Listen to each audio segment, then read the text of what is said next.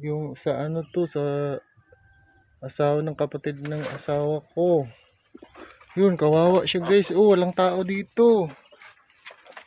Oh, lumabas yung ano niya, yung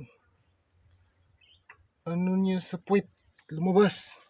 Ayan oh. Walang tao dito. Hoy.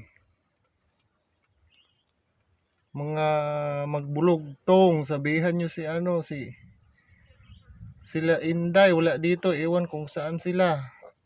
Mamamatay tong bigal nyo. Yung inahin nyo na baboy, mamamatay talaga to. Umiiri siya ng umiiri. Kawawa. Hindi ko alam kung anong gagawin dito. Uwiin nyo tong ano nyo. Inahin yung baboy. Kawawa pag na ano to. Oh, maliliit pa yung